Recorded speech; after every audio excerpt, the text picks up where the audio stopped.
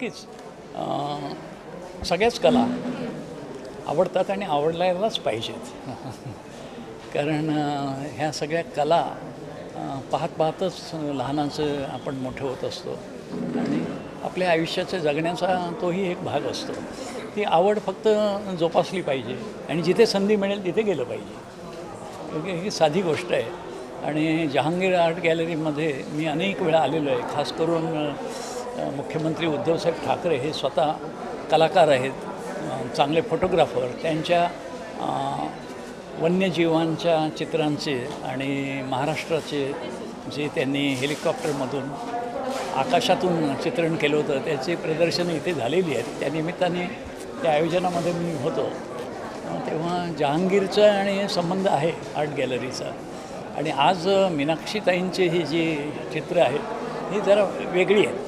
म्हणजे वेगळी अशा अर्थाने की केवळ आकार गोल आहे म्हणून नाही, तो तर आकार तर वेगळा आहेच, पण त्याच्यातला जो आशय आहे तो सुद्धा अतिशय वेगळा आहे आणि खूप खोलवर विचार करायला लावणारा आहे. ती त्यांना जशी जशी प्रेरणा झाली तशी मीनाक्षीताईंनी ती चित्र सादर केलेली आहे. आणि गेले 4-5 वर्षांची एक प्रकारची त्यांची तपश्चर्या आज सर्व रसिकांसाठी खुली झालेली आहे. आणि त्याच्यामध्ये पृथ्वी आणि आकाश यांना रंगाच्या माध्यमातून त्यांनी इथे चितारण्याचं काम कार्य केलेलं आहे. आणि हे एका चांगल्या प्रतिभेखेरीज प्रज्ञेखेरीज अशा हे जे महान जे काही निसर्गाची रूपं आहेत त्यांना एकत्र आणणं आणि रसिकांसाठी सादर करणं हे फार मोठं आव्हान आहे. ते त्या प्रतिभावंत कलाकार असल्यामुळे ते करू शकलेले आहेत. सर, तुम्ही म्हणजे राजकारणी आणि अनेक बऱ्याचशा गोष्टी खरं तर मनामध्ये असतात, त्या कुठेतरी एक व्यक्त होण्यासाठी एक गोष्ट म्हणजे चित्र असतं. तर तुम्ही कधी असं चित्रकलेमध्ये वगैरे भाग घेतला आहे किंवा तुम्ही असं कधी घेण्याचा प्रयत्न केला आहे? नाही, आता नाही प्रयत्न करू शकत. लोकांचा माझ्याबद्दल गैरसमज होईल. पण शालेय जीवनामध्ये माझी चित्रकला चांगली होती. त्यावेळेला आमच्या शिक्षकांच्या सूचनेप्रमाणे मी चित्रकलेच्या दोन्ही परीक्षासुद्धा चांगल्या गुणांनी उत्तीर्ण झालेलो आहे त्यावेळेला आणि प्रयत्नही करत होतो. परंतु नंतर मग जशी जीवनाला दिशा मिळत गेली त्याप्रमाणे उपजीविकेसाठी आपलं काही जे काही ठरवलेला जो काही मार्ग असतो त्याच्यावर चालत राहणं, धावत राहणं, याच्यामध्ये काही गोष्टी जमतात, काही मागे पडतात.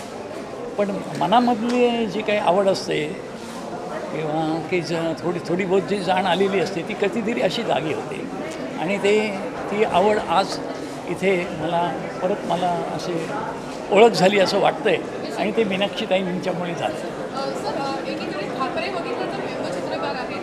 चित्रकलेतून आपल्या प्रत्येक भूमिका, प्रत्येक गोष्ट, राग असू दे, प्रेम असू दे, सगळंच व्यक्त करताना दिसून येतात. सुभाष देसाई कशामार्फत हे व्यक्त होतात? सुभाष देसाई कसे व्यक्त होतात? आता काय करणार, राजकीय क्षेत्रामध्ये फक्त बोलणं याखेरीज व्यक्त व्हायला दुसरं माध्यमच नाही. त्यामुळे बोलत राहायचं आणि मी कमीत कमी बोलतो पुन्हा. परंतु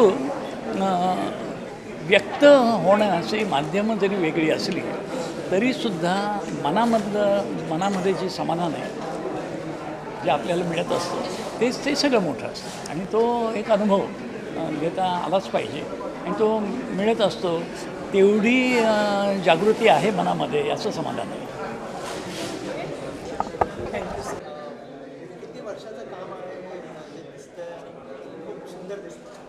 धन्यवाद तुम्हाला. पहिल्यांदा 2017ला माझा नेहरू सेंटरला शो झालेला. त्यानंतरचं हे म्हणजे तब्बल 17, 18, 19, 20, 21 हे 4-5 वर्षातलं काम आहे हे. आणि आपण आता बघितलं की कोरोनाच्या काळात सगळं जगच थांबलेलं होतं आणि जग थांबल्यानंतर आपल्याला जगण्याविषयी जे काही वाटतं, आपण ज्या पृथ्वीवर राहतो त्या पृथ्वीविषयी आपलं नातं, तिचं आणि आपलं नातं, या सगळ्या पंचमहाभूतांविषयीचं आपलं जे काही नातं आहे त्यांच्याशी असलेलं, तर ते कुठेतरी यावं. कोरोनाच्या काळात वेळही होता आणि आपण सगळे थांबलेलो होतो. पण चित्रकार किंवा कलावंताच्या मनातलं चित्र थांबत नसतं, जग जरी थांबलं तरी. तर त्या काळात केलेलं हे सगळं काम आहे. जरी अमूर्त चित्र असली तरी त्यातनं म्हणजे अनेकांनी मला सांगितलं की काही निसर्गाचा भास होतो, म्हणजे कुणाला नद्या दिसतात, कुणाला डोंगर दिसतात, कुणाला समुद्र दिसतो, आकाश दिसतं, असं ते सगळं निसर्गाचे विभ्रम टिपणारी ही चित्र आहेत. म्हणजे थोडक्यात मनात साठलेला निसर्ग हा चित्रातून व्यक्त झाला आहे. आणि कोविडनंतर जे रिस्पॉन्स तुम्हाला भेटला आहे त्याच्याबद्दल काय? हो. ह्या कोविडच्या काळात आपण बघितलं की सगळेजण घरात बंद होते आणि सगळ्यांना वाटत होतं की कुठेतरी आपण आता एकत्र भेटलं पाहिजे, गेलं पाहिजे. तर आजच्या या प्रदर्शनाच्या निमित्ताने मला एक खूप सुंदर जाणीव झाली आहे की आपण सगळी माणसं निसर्गाचे जसे भाग असतो, एकमेकांना भेटण्यासाठी किती आतुरलेलो असतो. या प्रदर्शनाने सिद्ध झालं की आज इतका सुंदर प्रतिसाद पहिल्याच दिवशी मिळालेला आहे आणि अजून तर 7 दिवस आहे. तर 7 दिवसातही खूप मित्र, परिवार आणि बाकीचे कलारसिक नक्की येतील याची खात्री आहे. कारण करोनानंतर आत्ता ही प्रदर्शनं सुरू झाली आहेत. तर सगळ्यांनाच उत्साह आहे प्रदर्शनांना यायचा आणि सहभागी व्हायचा. धन्यवाद. Art scene because crowd gathering is restricted many times. Restrictions are imposed and lifted and reimposed again and again. So arts basically thrives on crowd. Art galleries were almost shut for 1.5 years. In between, in Feb and March opened, but again because of pandemic, there was a severe lockdown.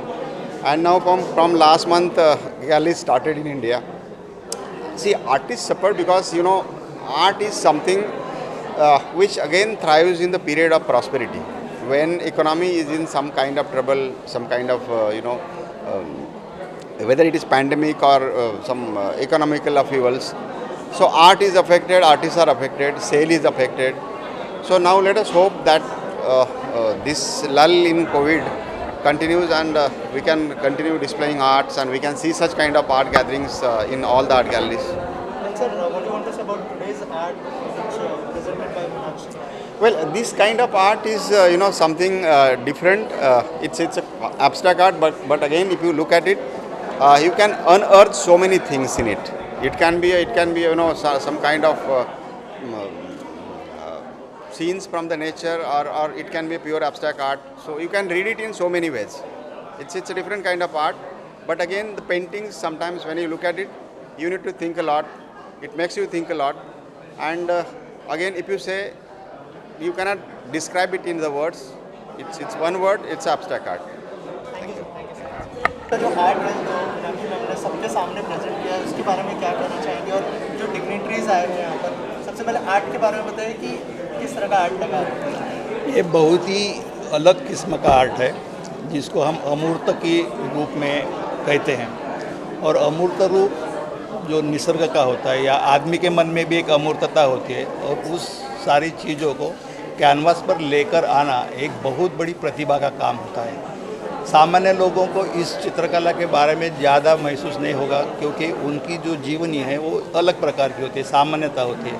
लेकिन कलाकार की अपनी एक अलग प्रतिभा होती है और उस प्रतिभा के साथ इसका जो कैनवास पर जो चित्रीकरण होता है वो निसर्ग के साथ, इसको कभी कभी हम लोग गॉड गिफ्ट भी कहते हैं, उस प्रकार की प्रतिभा है। ये जो जिनकी ये चित्र प्रदर्शन है मीनाक्षी जी पाटिल की, बहुत ही सराहनीय है। और ऐसे लगता है कि इस प्रतिभाकार के मन में किस प्रकार की इंसानियत है और मासूमियत है, नैसर्गिकता है, सारी चीज़ें इस चित्र में हमें महसूस होती है।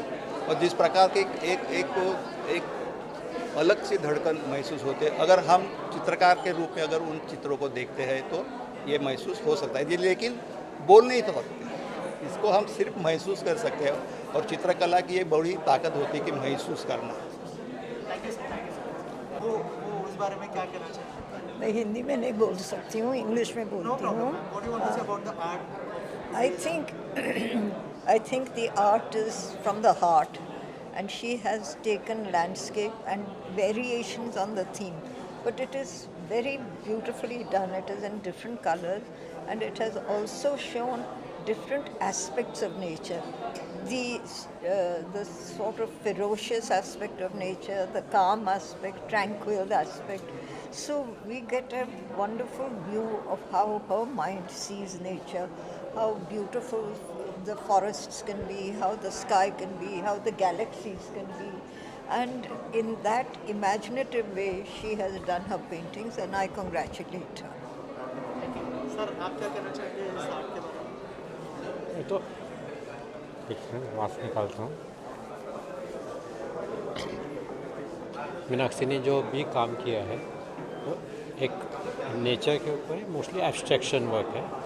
और एब्स्ट्रैक्शन जो भी होता है वर्क, वो कोई स्टेटमेंट नहीं होता है, वो तो यूनिवर्सल वर्क होता है। और यूनिवर्सल उनके जो पेंटिंग के फॉर्म भी है, जो उन्होंने आकार लिया है, वो भी यूनिवर्सल है। तो एक राउंड ये एक यूनिवर्सल फॉर्म है, वो इन्होंने यूज़ किया और बहुत अच्छे तरीके से उन्होंने रेंडर किया है और अच्छे अच्छे रिजल्ट है। और उसके लिए उनको शुभेच्छा हम देते हैं कि उनका और भी अच्छा काम उनसे निकले। धन्यवाद।